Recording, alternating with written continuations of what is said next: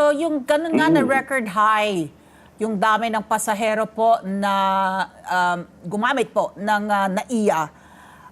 Paano yung congestion po? Kasi I was pointing out to them, alam niyo, NAIA, ang runways ng NAIA, dalawang intersecting runways, which is one of the reasons po for the congestion also, no? Kaya din minsan ang tagal-tagal mo yung eroplano mo sa taxi, no? Sa runway. Sa runway and just waiting na mag-take off kayo. With the new NAIA Infrastructure Corporation, makibalita lang kami. Yung unang question ko, anong epekto nito, yung record high na dami ng pasahero, and ano po ang plano ng NNIC pagdating po sa pagdadagdag ng runways? Unang-una, ganito yun yung sinasabi mo na congestion ng runway, that's only contributory. Parang isa yan sa mga factors na nakaka-delay, nakakapagpadagdag ng problema. Although, ang ginagawa ngayon dyan, may solusyon na ginagawa ngayon dyan, at gagawin pa iba, ay papalaki namin yung taxiway, no? Kasi alam mo, yung hindi pwedeng pagsabayin yung maliit na yung shortened runway. Correct. Na yung 1331, hindi pwede yun magsabay. At saka yung 0624, yung mahaba, no? Yung mahaba. So gagawin dyan, ang napaplano namin at nakikita na rin namin yung pwedeng padagdag dyan, pabilis, ay aayusin namin yung mga taxiway para pag landing ng isang eroplano, mabilis ang labas niya sa runway.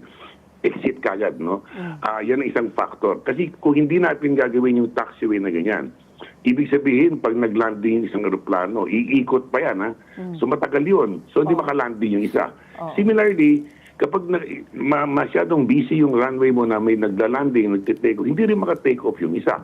So yan ang isa sa mga factors na tinitignan ng NNIC. Katulong na rin kami.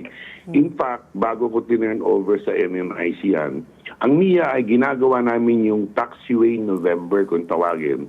Yun yung taxiway sa tapat ng Terminal 3. No?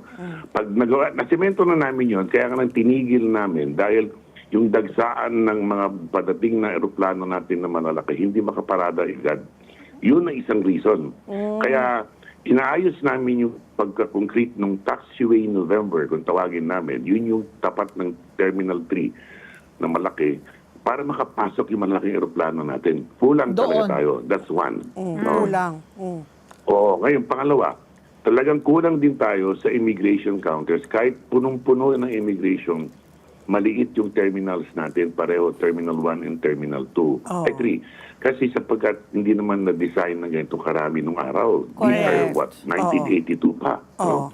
So we're trying our best. In fact, second week of January, tulong-tulong kami ng NNIC at KAMIA. We are going to start adding more immigration counters sa Terminal 3. No? Plus, babalik ta rin namin yung instead na immigration tapos security check, uunahin muna namin yung security check muna bago immigration. Sapagkat mas mabilis yung tingin namin yun. Yun ang mga isang mga factors kung bakit naantala talaga natin at mahaba mga pila.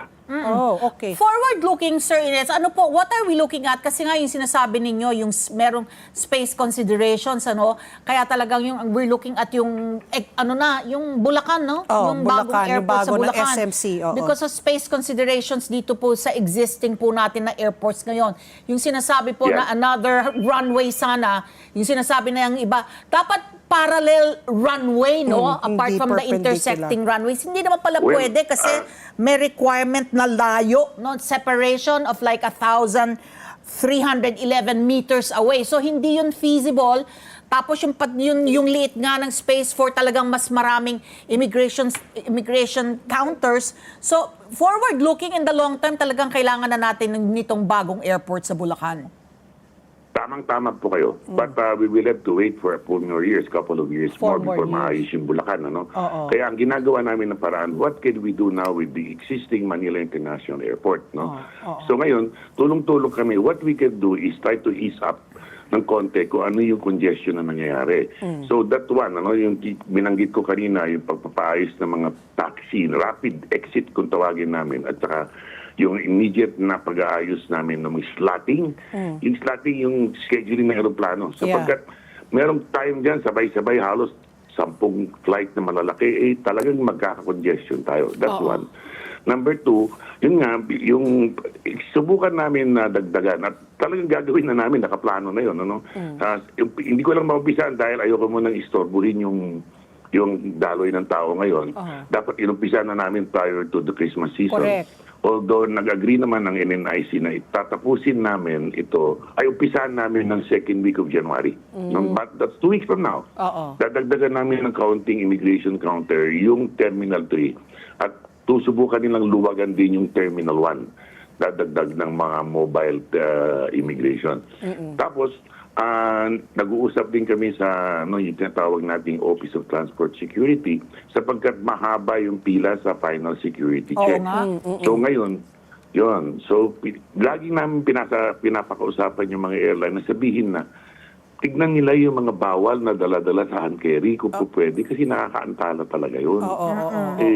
Bubuksan pa yung hand carry mo, nakita yung pointed item or anything na bawal, naku, tatagal na naman yun. Kaya, all these are contributory. So, ito mga tinitignan namin. Pero talagang hindi natin maalis yung pila talaga na minsan talagang pag nagdagsa, ang haba talaga. So, kulang talaga tayo. I'm just curious, Sir Eric, no? Yung naiyaw 3-in-1, kasi dun nga yung international flights, no? Ano ba talaga yung carrying capacity ng ating mga airports? If you were saying nga na humantong po sa 161,000 passengers last Saturday, what Per is day, the... per day.